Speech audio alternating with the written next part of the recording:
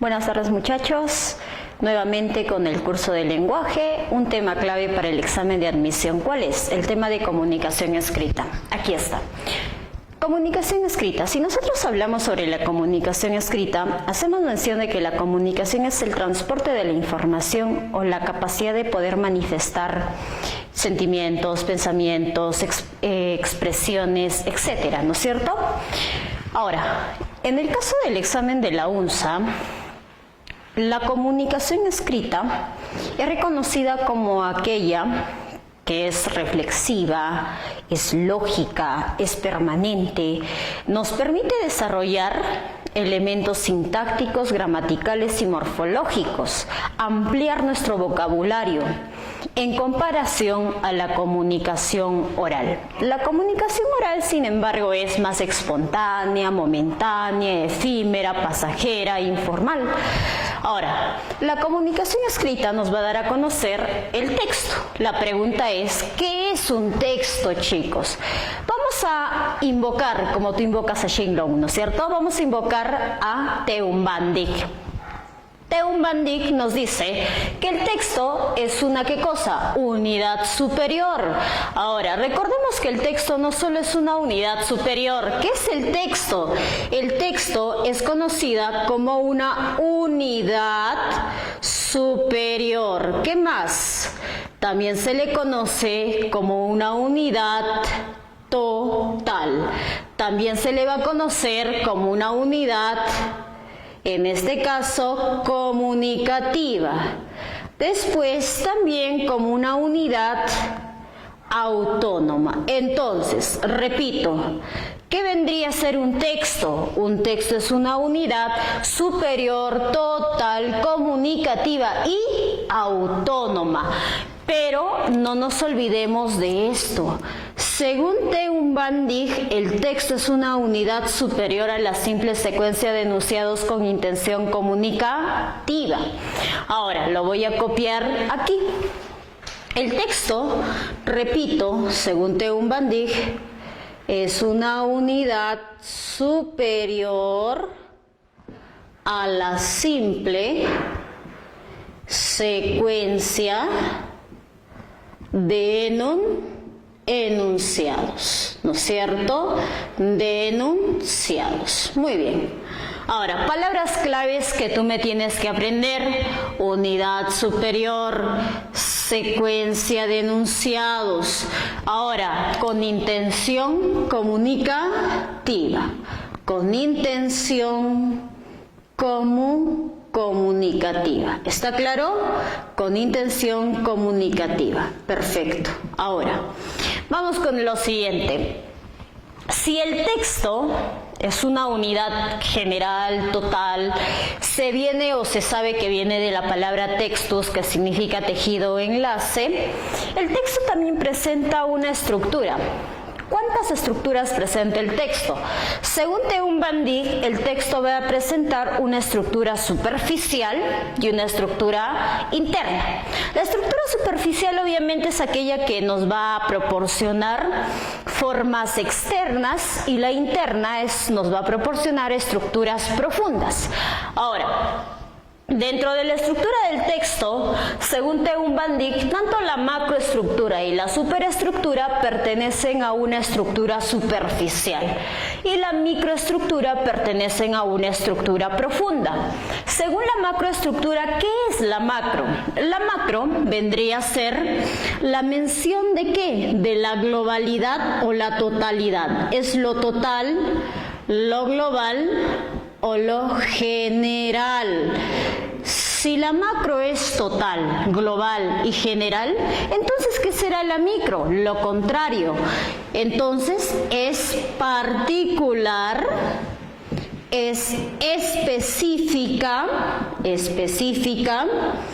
e individual, también puedes decirla o llamarla de esa manera, ¿no es cierto? Ahora, otra diferencia entre la macro y la micro. La macro también toma los nombres, ¿de qué? Toma los nombres de la estructura semántica.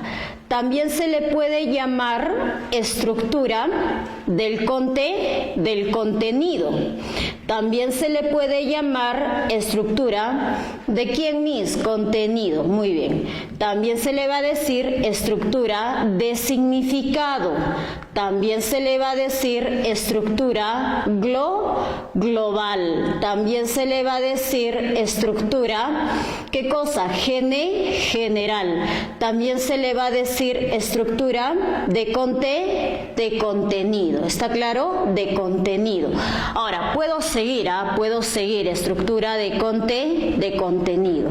Muy bien, entonces, no nos olvidemos, la macro, ¿qué es? La generalidad de un texto. ¿Qué yo puedo sacar de un texto de manera general? Yo voy a sacar el tema, ¿no es cierto? El tema. Si tú tienes un texto y le extraes el tema, eso es macro. Pero si yo tengo un texto y quiero sacarle su micro, ¿qué voy a sacar? Unidades particulares, unidades específicas, como por ejemplo la morfosintaxis. ¿Está claro? La morfosintaxis. La pregunta es, ¿qué es la morfosintaxis? La morfosintaxis es la representación de unidades pequeñas como la elipsis, la deixis, la anáfora, la catáfora, los marcadores textuales, los sinónimos, los antónimos, los homónimos, los signos de puntuación, ¿no es cierto? Entonces, dentro de la microestructura vamos a tener a la morfosintaxis, que se representa con la deixis, se representa con la anáfora, se representa con los marcadores textuales, se representa también con los signos de puntuación, se representa también con los marcadores, también con los sinónimos, etcétera, ¿no es cierto? Podemos seguir. Ahora, entonces, si la macro me saca el tema, la micro la estructura específica de un texto, la coma, signos de puntuación, ¿qué me busca la superestructura? La superestructura, ojo, le pertenece a la macroestructura. Lo único que me va a sacar, ¿qué es? La tipificación.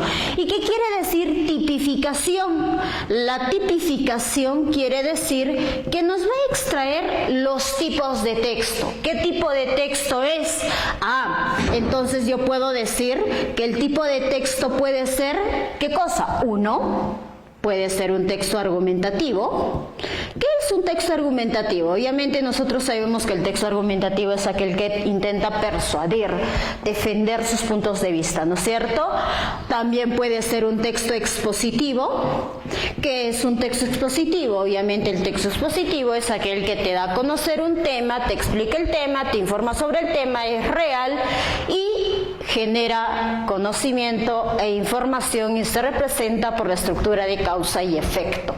También tenemos el texto instructivo. El texto instructivo, sin embargo, es aquel texto que nos va a dar procesos, pasos a seguir. Luego tenemos el texto, por ejemplo, ¿qué más? Argumentativo, expositivo, narrativo. El texto narrativo, sin embargo, es aquel que nos va a dar a conocer hechos, sucesos, acontecimientos, con una estructura narrativa de inicio, nudo y desenlace, donde nos va a contar historias representadas con fábulas, cuentos, ¿no es cierto?, etcétera. Pero consideremos dentro de esto, por favor, que los textos narrativos pueden ser literarios o no literarios. Los literarios, obviamente, son los cuentos, novelas y fábulas. Los no literarios son aquellos que dan a conocer hechos como la noticia, de repente un artículo, ¿no es cierto? Ahora, nos falta uno más. Si hemos mencionado al argumentativo, expositivo, instructivo y narrativo, nos falta el texto descriptivo. Muy bien, yo sé que tú lo has adivinado. Muy bien, ahora, el texto descriptivo, sin embargo, es aquel que nos va a dar a conocer propiedades, características, rasgos, ¿no es cierto?, de un texto. Muy bien. En el texto descriptivo, por ejemplo, nosotros podemos observar la prosopografía o la etopeya. ¿Qué es la prosopografía? Descripción de rasgos físicos. ¿Qué alto es? ¿Qué gordo es? ¿Qué blanco es? ¿Qué fornido es? Descripciones etopeicas. Por ejemplo, dar a conocer rasgos psicológicos, cualidades o rasgos internos de la persona. Puede ser, oye, es muy perspicaz, es muy perseverante, es muy positivo, ¿no es cierto? Es muy positiva, quizás positiva, no te vayas a confundir. La actitud, más no la acción. Ahora, muy bien.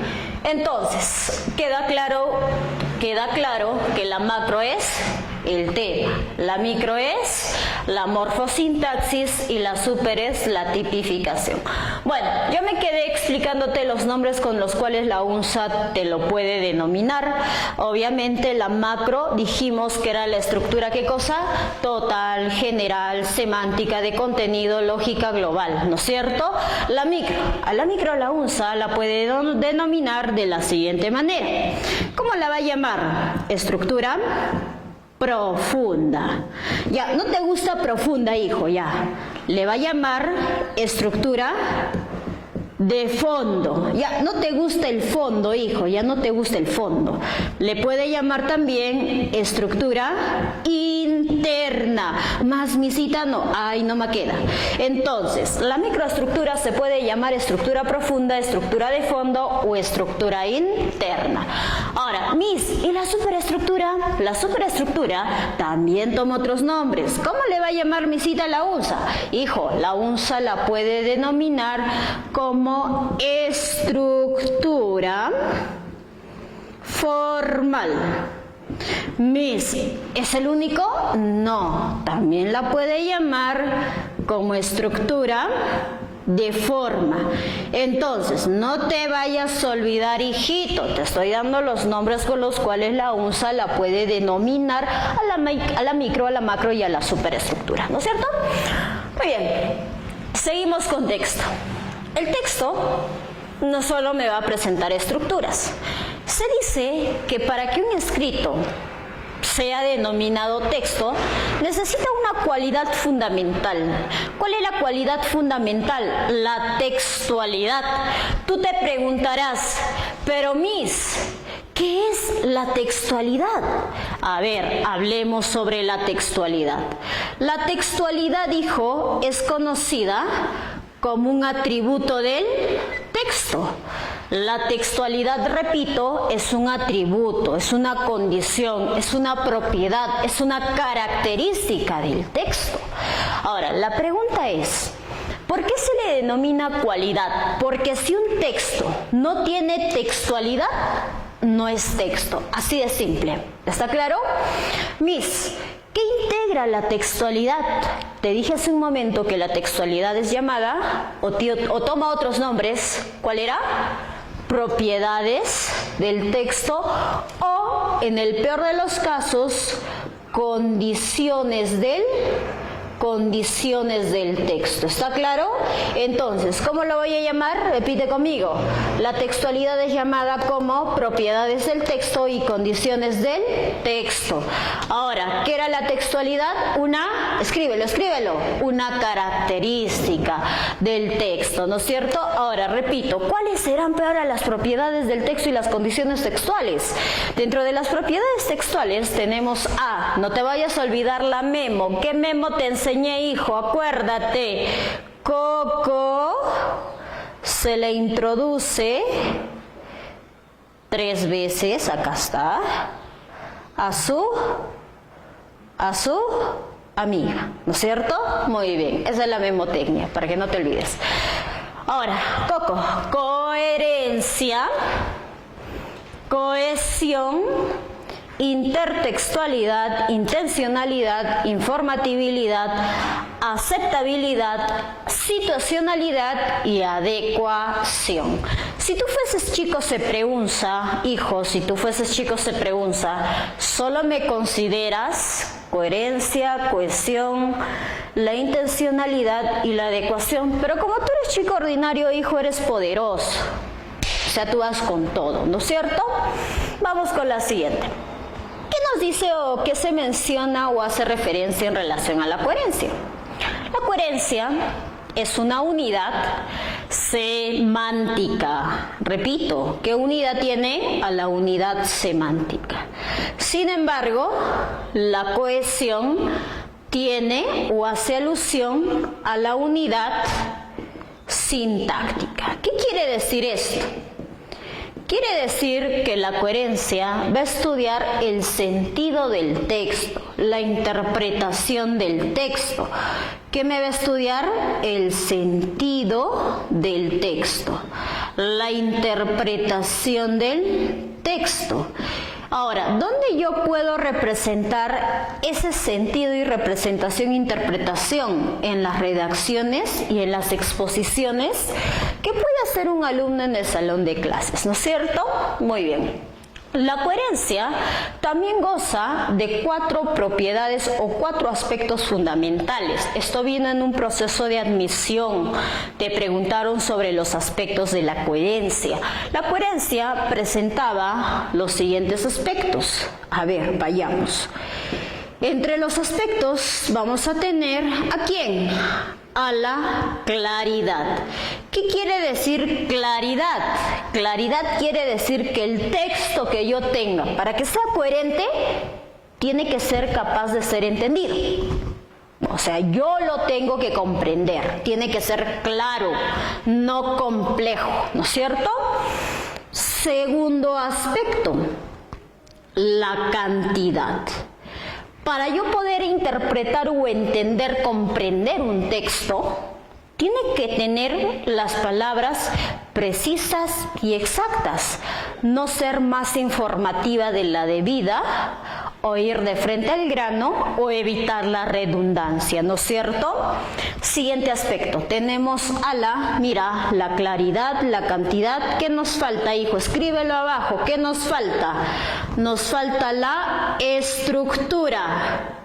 Ahora, tú te preguntarás, ¿cómo la estructura va a estar presente en la coherencia? La estructura hace referencia al proceso de organización de un texto. Si el texto está bien organizado, por ejemplo, presenta inicio, desarrollo, cuerpo y conclusión. El texto que fuese, ya sea texto narrativo o texto argumentativo. Si fuese un texto argumentativo, obviamente nos tendría que dar primero tesis, argumentación y conclusión, ¿no es cierto? Bueno, la idea es que si el texto está bien estructurado, yo voy a poder comprenderlo, entenderlo e interpretarlo. Ahora, la coherencia lo único que busca es que tú captes el sentido del texto, que logres interpretar el texto, entender el texto, gracias a que es claro, tiene la cantidad de palabras y la estructura. Y falta uno, que justamente fue la pregunta del examen de admisión, la pertinencia. ¿Qué quiere decir pertinente? O sea, que sea adecuado, ¿no es cierto? La pertinencia. Entonces, repites conmigo, hijo, ¿cuáles son los aspectos de la coherencia? La claridad, la cantidad, la estructura y la pertinencia. No te vas a olvidar, hijito. Muy bien, continuamos. Dentro de la cohesión, una de las segundas propiedades es la cohesión. La cohesión, obviamente, yo te dije que su unidad principal es la sintaxis, ¿no es cierto? La unidad sintáctica. ¿Por qué?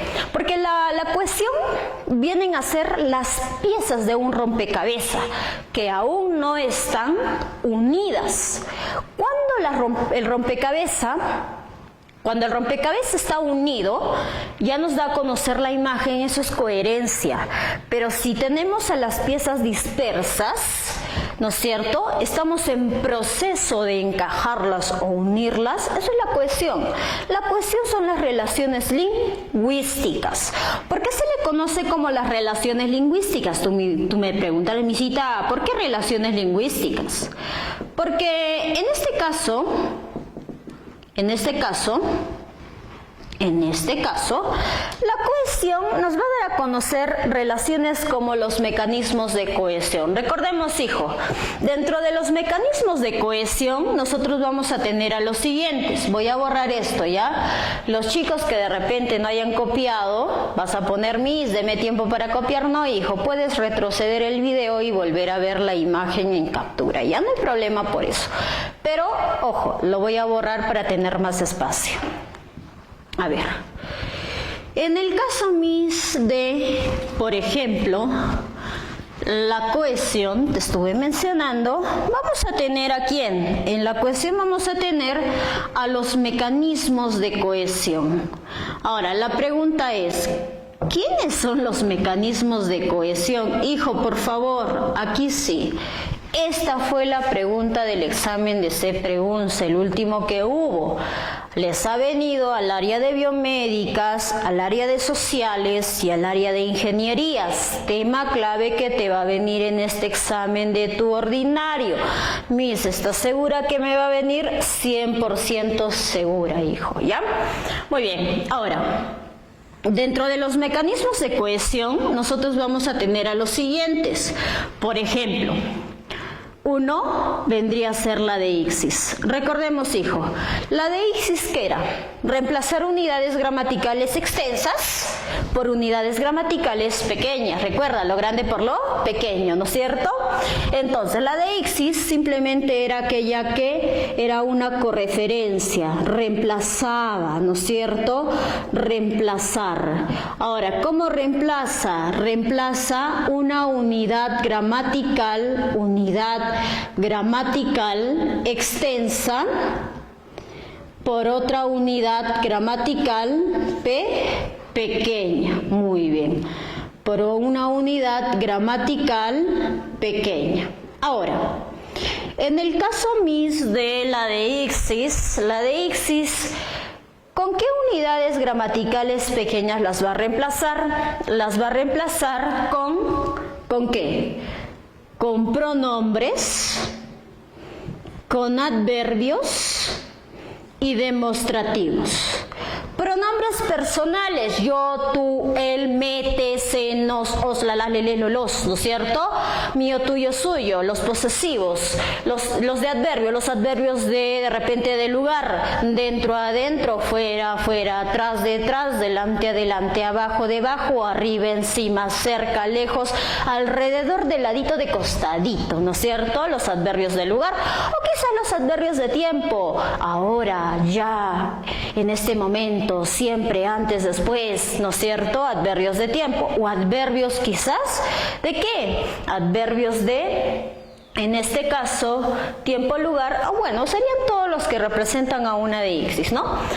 Después los demostrativos, sea aquel en su forma singular, en su forma plural, en su forma de repente masculina o en su forma femenina. Muy bien. Ahora, en el caso de los pronombres, nosotros podemos tener, repito, el yo, tú, él, el me, te, se, nos, os, la, las, leles, los, pronombres complementarios átonos. En los adverbios podemos tener al adverbio de lugar, al adverbio de repente de tiempo, ¿no es cierto? Y a los demostrativos, ese, aquel, ya, ese, aquel, etcétera. Ahora, en el caso de la deixis, hijo, la deixis nos va a dar lugar a presentar tres tipos de deixis. ¿Cuáles son esos tres tipos de deixis? La deixis personal, la deixis temporal y la deixis espacial. ¿Qué es una deixis personal? La deixis personal es aquella que nos va a reemplazar personas o animales. En este caso voy a usar, ¿qué cosa? Pronombres, ¿no es cierto? Voy a usar pronombres. Ahora, por ejemplo, ahorita vamos a usar un ejemplo. En la deixis temporal, que voy a usar adverbios de tiempo. En la deixis espacial, ¿qué es lo que yo voy a usar? Voy a usar deixis de lugar, no, adverbios de lugar, ¿está claro? Ahora, vayamos con los ejemplos para que tú te sientas familiarizado, ¿ya? Vayamos a poner una expresión. Voy a decir, por ejemplo, el coronavirus, ya que está de moda, vino aquí, pero pasó, por ejemplo, por mí, ya está, pasó por mí, ahí está. Pasó por mí, de repente abajo, ya está, punto. Ahí tenemos una expresión. El coronavirus vino, pero pasó por mí abajo. No, por mí, vamos a ponerle un lugar, ya por mí, nada más, para que no te marees. Ahora, tenemos el aquí. El aquí nos representa a un adverbio de lugar. El mi nos representa a un adverbio, ¿qué cosa? Nomis, es un pronombre. Muy bien, recuerda, los pronombres dan lugar a una deixis personal. Entonces, ¿qué tipo de deixis es esta? Deixis personal. Ahora, los adverbios de lugar dan lugar a una deixis espacial. Ahora vayamos con una deixis temporal, porque eso es lo que te falta. Por ejemplo, yo diré, hoy es mi examen. La pregunta es, ¿cuál vendría a ser la deixis temporal? La que está representada por adverbios de tiempo. Hoy es un adverbio de tiempo, por ende, hoy vendría a ser una deixis temporal. ¿Está claro?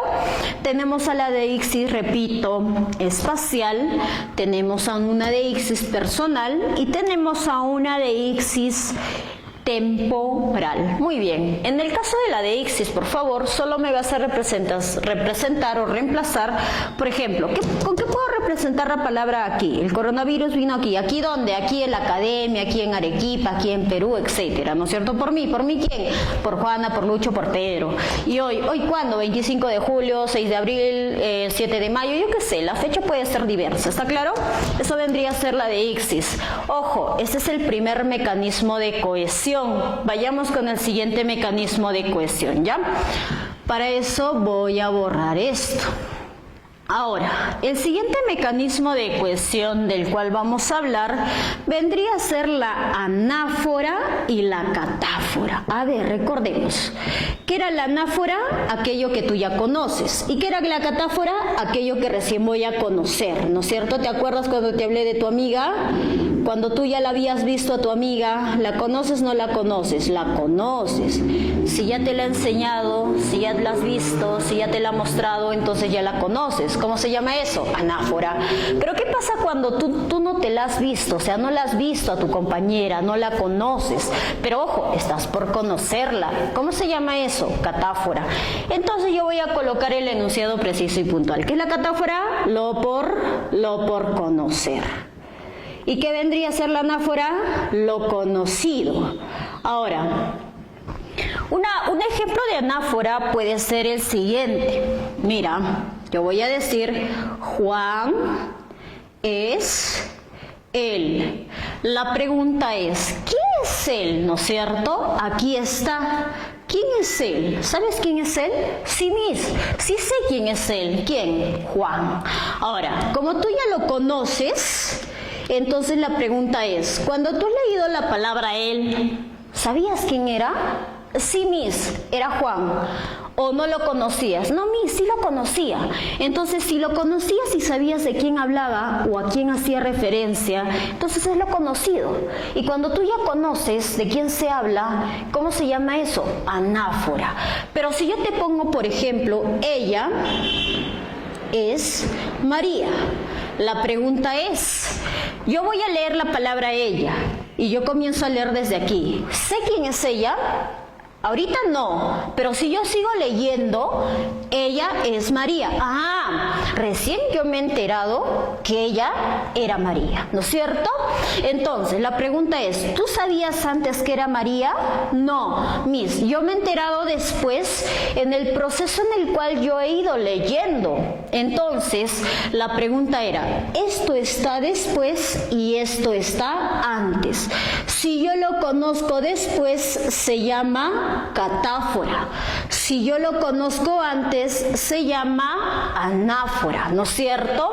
Entonces, está fácil, hijo, está fácil, no te vayas a olvidar. Para eso yo también te di una fórmula, ¿no es cierto? ¿Cuál era la fórmula de la anáfora? ¿Qué tenías primero? Tenías primero el nominal, ¿no es cierto? Primero tenías el nominal.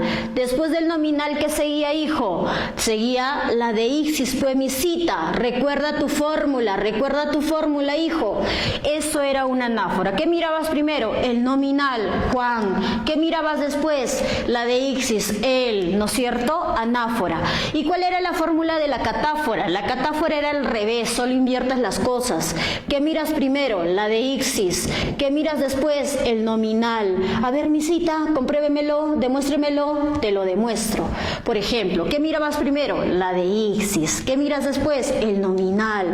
¿Cuál era el nominal? María. ¿Fácil o difícil? Fácil, ¿no es cierto? Fácil.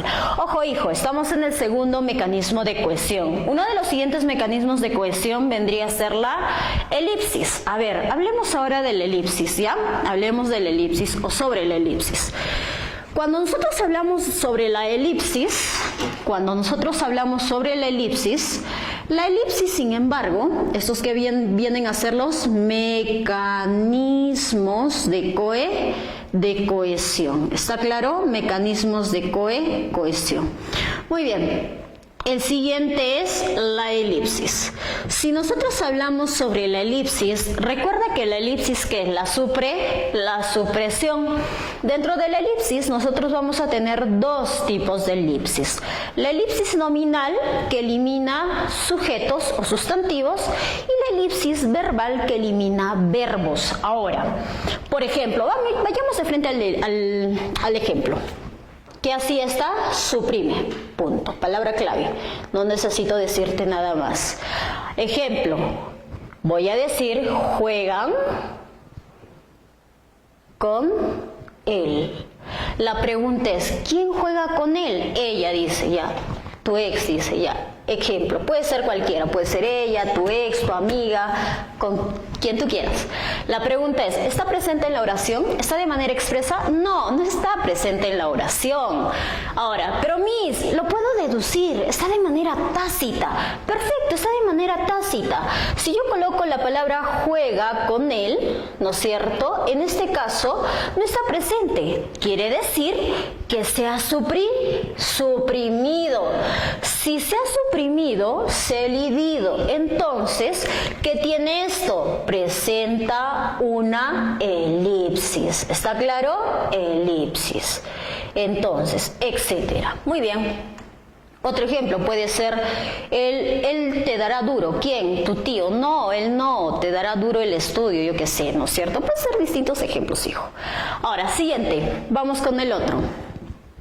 Tenemos, repito, la deixis, la anáfora, la catáfora y la elipsis. ¿Qué sigue, Miss? Los marcadores textuales, hijo. ¿Qué son los marcadores textuales? Los marcadores textuales se les va a denominar como aquellos que le van a dar sentido al texto. ¿Qué quiere decir esto, Miss? Que si yo no veo marcadores textuales en un texto, ¿no va a tener sentido? Exacto. ¿Por qué? Es fundamental que un marcador textual esté presente para atribuirle al texto sentido. 2. Son reformuladores. La pregunta es, misita, ¿qué quiere decir reformuladores? Tú te preguntarás. Reformuladores es volver a repetir la expresión, pero con otras palabras, reformular la idea. Es decir, dentro de los marcadores textuales, nosotros podemos tener a los marcadores disgresores, opositores, aclaradores, iniciadores, conclusivos, ¿no es cierto? Podemos tener las expresiones como es decir, en conclusión, o sea, en primer lugar, para concluir, en demasía, en primera parte, ¿no es cierto?, etcétera. Ahora, los marcadores, repito, dan sentido, son reformuladores y, ojo, y Los marcadores textuales son conocidas también como locuciones. Ahora la pregunta, ¿por qué, Miss? Porque obviamente son un conjunto de palabras. No me vayas a confundir, hijo, un marcador textual con un nexo conjuntivo o un nexo subjuntivo.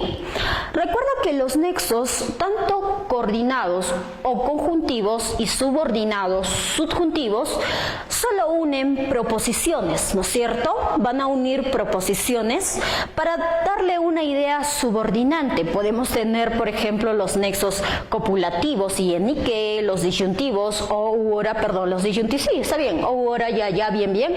Podemos tener los nexos, por ejemplo, adversativos más, pero, sin embargo, no obstante, podemos tener los nexos consecutivos con que luego, pues entonces, en consecuencia, en conclusión, por tanto, por ende, en efecto, ¿no es cierto? Etcétera. Pero a mí lo que me interesa es que tú a estos marcadores textuales no me los vayas a confundir, por favor, con nexos. Los nexos unen solo proposiciones. Sin embargo, los marcadores textuales le dan sentido al texto y van a unir párrafos, van a unir estructuras de un texto. ¿Ya? Ahora, también, obviamente, dentro de los marcadores, como reformuladores, aquellos que le dan sentido y son locuciones, vamos a tener también a los signos de puntuación.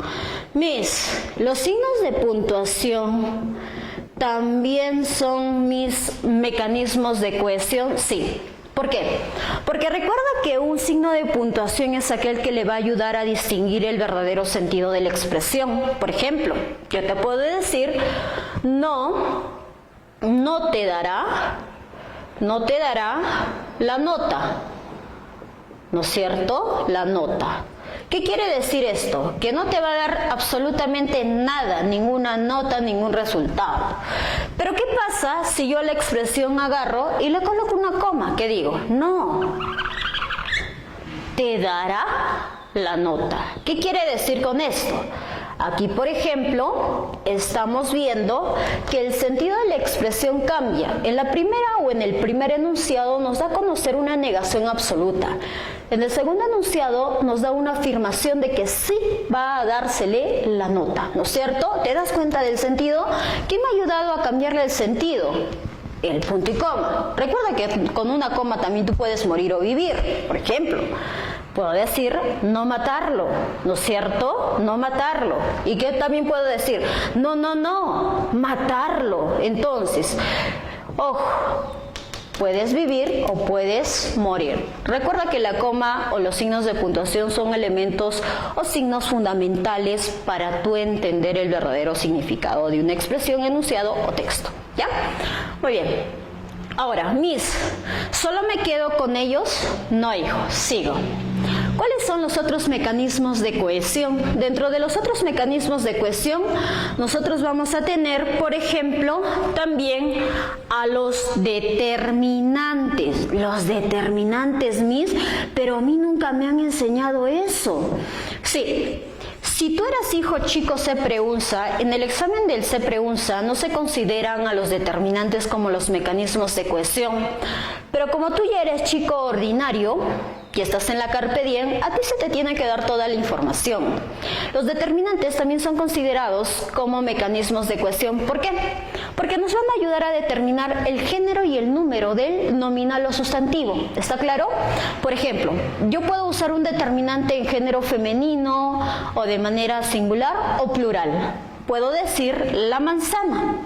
Pero si yo digo, por ejemplo, las manzanas, ¿está bien o está mal? Está mal, pues, Miss. ¿Por qué? ¿Qué he transgredido? Obviamente he transgredido el morfema de número.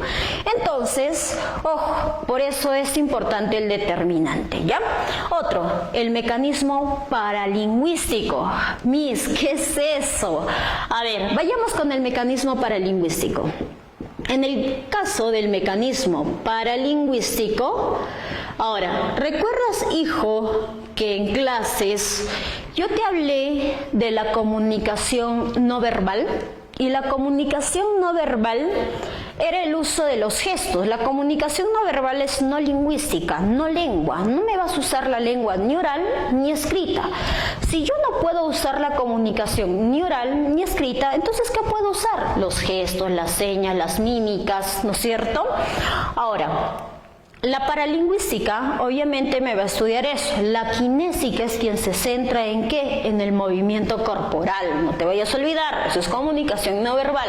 La kinésica estudia el movimiento corporal, las posiciones, las posturas, ¿no es cierto?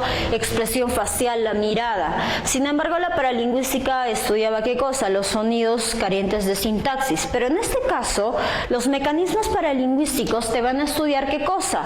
Gestos. En cristiano nos va a estudiar o va a hacer alusión a la comunicación no verbal. Ahora, Miss, no me viene en el examen comunicación no verbal. Perfecto, no te viene. Te puede venir gestualidad. ¿Está claro? Entonces, los mecanismos paralingüísticos nos van a hablar de ellos. Repito, de la comunicación no verbal y los gestos. Ya, no te vayas a olvidar. Estos vendrían a ser todos los casos de mecanismos de cohesión. Hijo, estoy en el segundo o en la segunda propiedad del texto. Recordemos que hemos hablado sobre la coherencia y luego hemos hablado sobre la cohesión. En la cohesión hemos hablado sobre todos los mecanismos de cohesión. ¿De qué hemos hablado en la cohesión? De la deíxis, de la anáfora, de la catáfora, de los marcadores textuales, de los mecanismos paralingüísticos, de los signos de puntuación, de los determinantes. ¿De qué más hemos hablado? De la elipsis, ¿no es cierto? Todos esos mecanismos de cohesión, que son unidades lingüísticas, cuando las unimos en un texto se llama cohesión. ¿Está claro? No te vayas a olvidar, por favor. Vayamos con la siguiente propiedad del texto. La siguiente propiedad del texto vendría a ser la intertextualidad. ¿Qué es una intertextualidad? Tiene de su propia palabra, inter. Es la relación interna que tiene un texto con otro texto. ¿Qué quiere decir esto? Que si tú tienes un libro, por ejemplo, ¿no es cierto? Tú puedes tener un libro, como por ejemplo este libro. Si nosotros hablamos de este libro puede tener párrafos, ¿sí o no? Pero si el párrafo 1 me hace mención al párrafo 2 y luego al párrafo 3 y los tres párrafos guardan relación de un solo tema en común, entonces ¿de qué estamos hablando? De intertextualidad. Pero ¿qué pasa si mi párrafo 1 me habla, por ejemplo, de, yo qué sé, me puede hablar de repente de los virus? El párrafo 2 me puede hablar de los tipos de virus y el párrafo de repente 3 me va a hablar de tu casa. La pregunta es, ¿cuál no guarda relación? Tu casa. Entonces, ¿hay una relación total de todos los párrafos? No, hay una transgresión. Falta que uno no guarde relación con los otros párrafos para que transgreda la intertextualidad. ¿Está claro? Entonces, la pregunta es, ¿qué es la intertextualidad? La relación de los párrafos dentro de un texto. La relación de un tema con los otros textos. ¿Está claro? Eso vendría a ser la intertextualidad. Las relaciones entre textos. Muy bien. Ahora, ¿qué es la informatibilidad? De la informatibilidad nosotros sacamos o extraemos la palabra información. Si nosotros hablamos de la información, ¿qué es la información? Los datos, ¿no es cierto?, que se nos proporcionan. La informatibilidad es aquella que nos va a dar a conocer la información o lo nuevo que tú vas a aprender. A ver, te explico. La informatibilidad es la relación de lo que tú ya conoces con lo nuevo que vas a aprender. ¿Qué va a hacer? Los va a relacionar, ¿no es cierto? Ahora, ¿tú cómo sabes que un árbol tiene tallos y tiene hoja? Porque ya lo conoces, ya está dentro de tu subconsciente, ya sabes cómo es. Ahora, ¿qué es lo nuevo que puedes aprender? Que existen árboles de ciprés, de roble, etcétera. Entonces, eso estás aprendiendo. Ahora, ¿cómo sabes que son árboles? Porque tú ya lo conoces. Estás relacionando lo pasado con lo nuevo. La relación de la información pasada con la información nueva es la informatibilidad.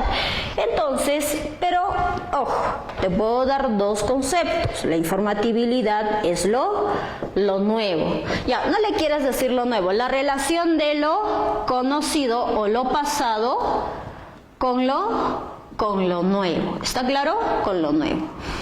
Sigo. La adecuación. ¿Qué es la adecuación? A ver, yo agarro la palabra y te voy a decir que la adecuación es adecuarse. Puede ser, hijo. La adecuación es simplemente son las soluciones lingüísticas. Miss, ¿qué quiere decir soluciones lingüísticas? A ver, te explico. Soluciones lingüísticas.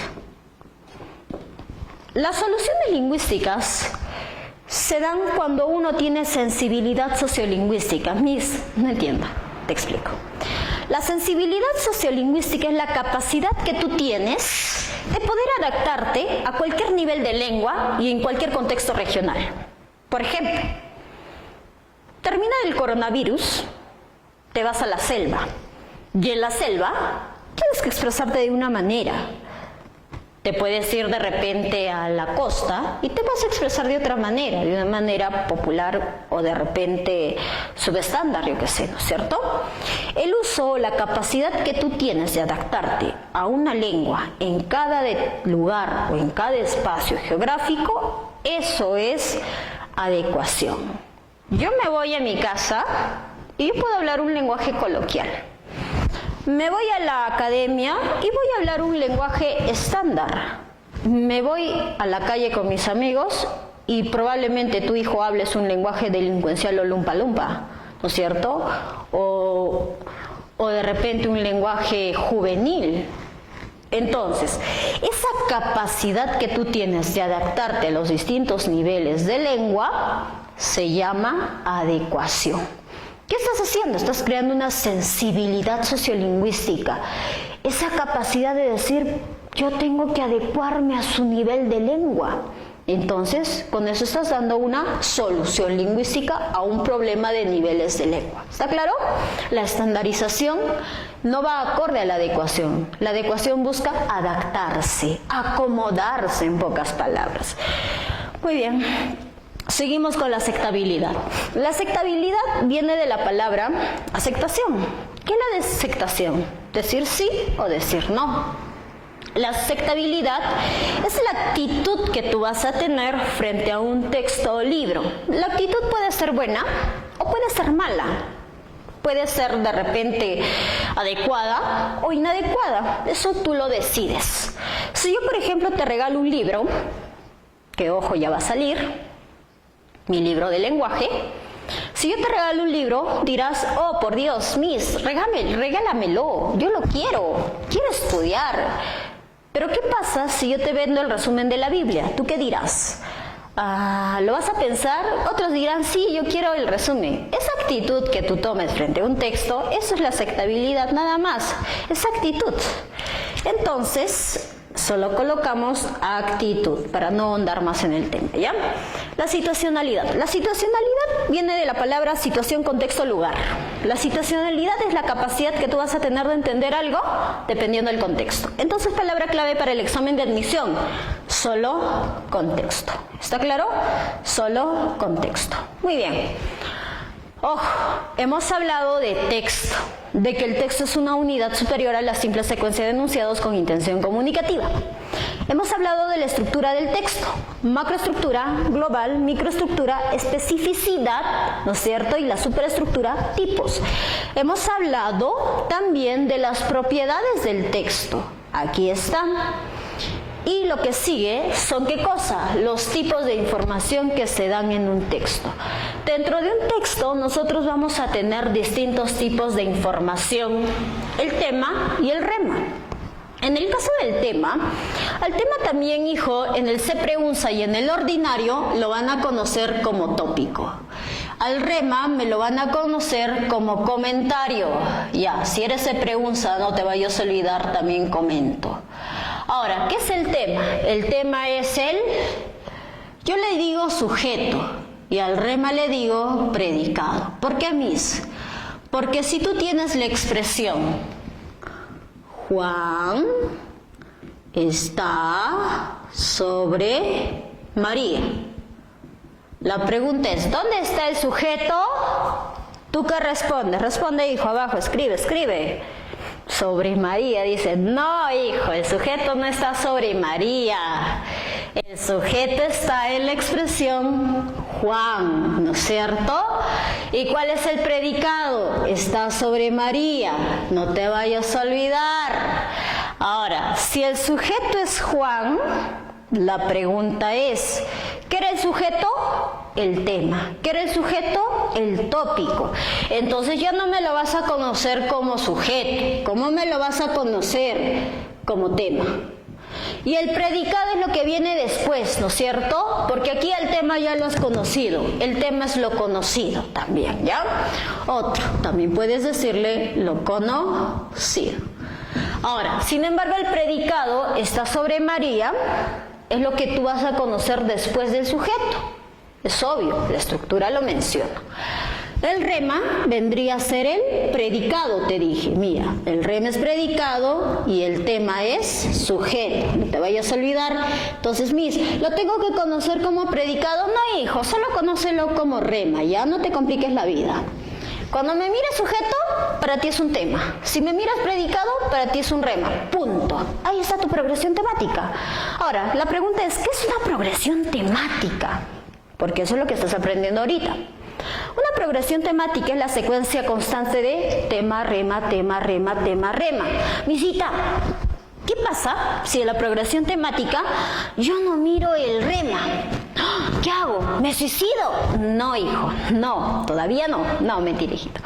En el caso de la progresión temática, tiene que existir siempre el tema y el rema. Los dos van a hacer que se cree la progresión temática. Pero si no hay ya, se llama tematización. Pero solo cuando existe el tema. Si yo solo tengo el tema, es tematización. Si tengo el tema más el rema, progresión temática. Así de simple, hijo, no te compliques. Ya las cosas son fáciles. Ahora, dentro de la progresión temática te dije que era tema más rema, tema más rema, tema más rema. ¿Cuántos tipos de progresión temática tenemos? Tenemos 3. La progresión temática lineal y la progresión temática constante. Y luego tenemos a la progresión temática derivada, ¿no es cierto? Vayamos con la primera. La progresión temática constante es aquella en el cual se va a repetir el tema una y otra vez, así como tu flaca, hijo, te repite y te repite y te repite siempre y siempre y siempre y siempre, ¿no es cierto? Y seguirá repitiéndote hasta que pasen los años. Esa progresión temática, la constante, es la que siempre va a repetir el mismo tema. Por ejemplo, la constante, el tema es el mismo, ¿ya? Ahora, ¿cómo sé que es el mismo? Vayamos con un ejemplo, hijo, para que no te vayas a olvidar. Voy a borrar esto de los mecanismos de cohesión, hijo. Repito, como dije hace un momento, puedes agarrar, retroceder el video, hacer captura de pantalla y mirarlo, ¿ya? Muy bien. A ver, vayamos con la progresión temática constante. En el caso de la progresión temática constante, ¿por qué se dijo que era constante, hijo?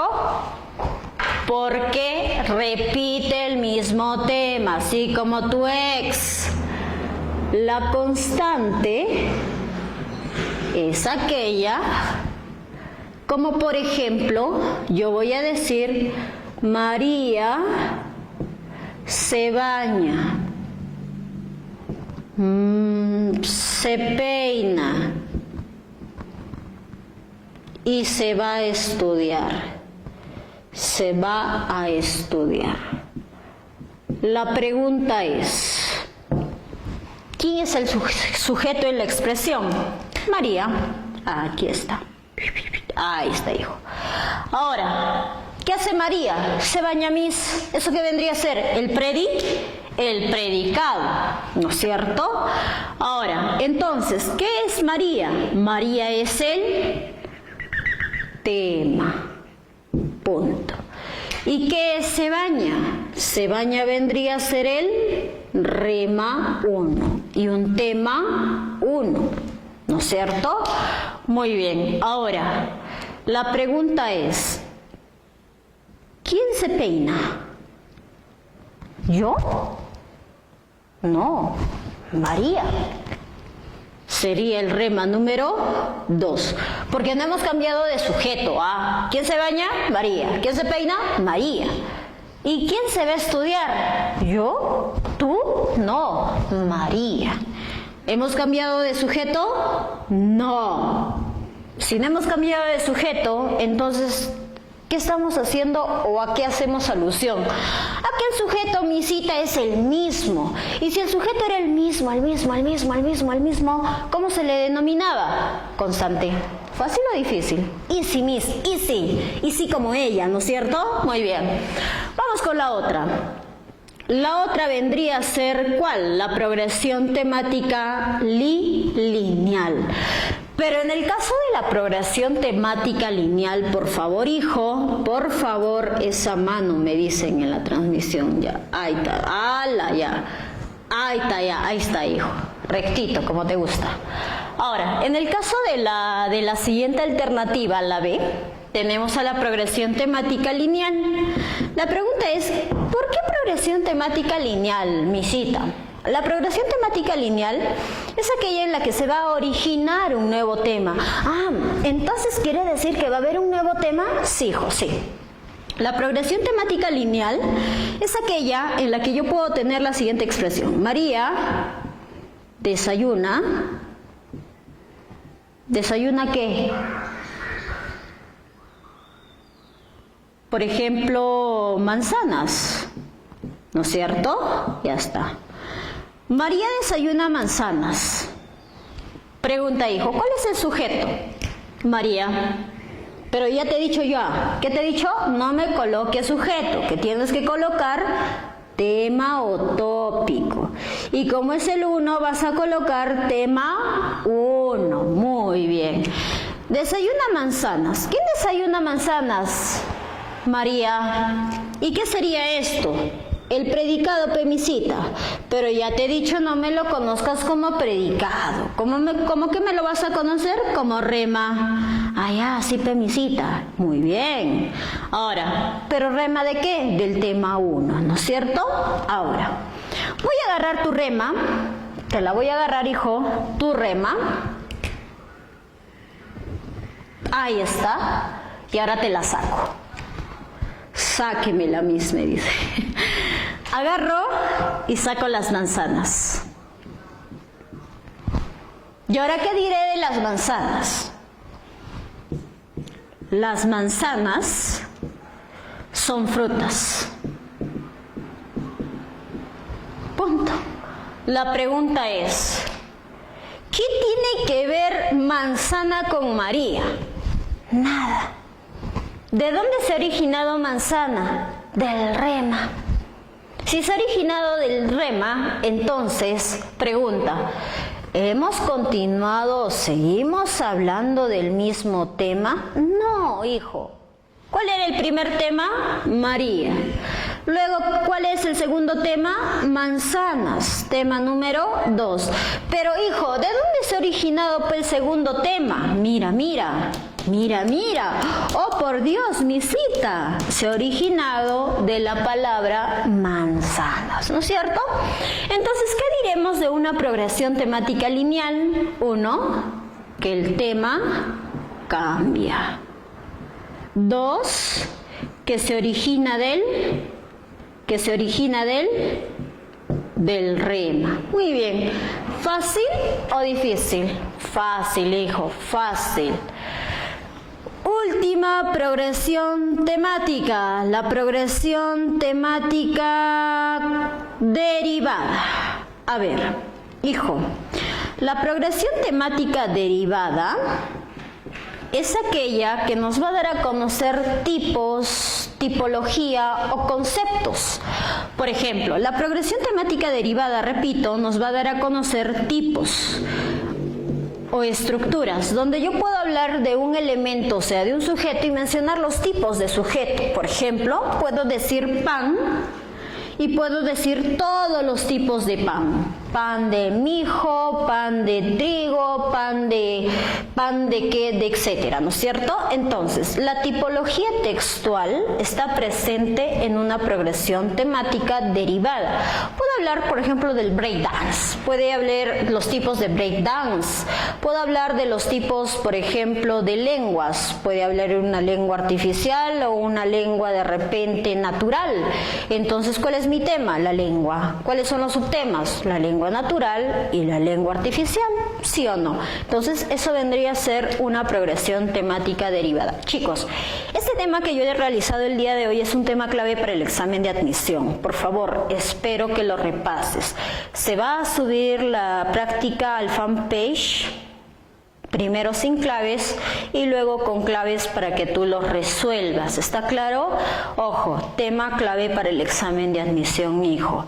Esperemos que estés repasando en casa y como se te dijo en mi transmisión anterior, porque este es el segundo video, hijo, estamos para apoyarte en lo que tú desees.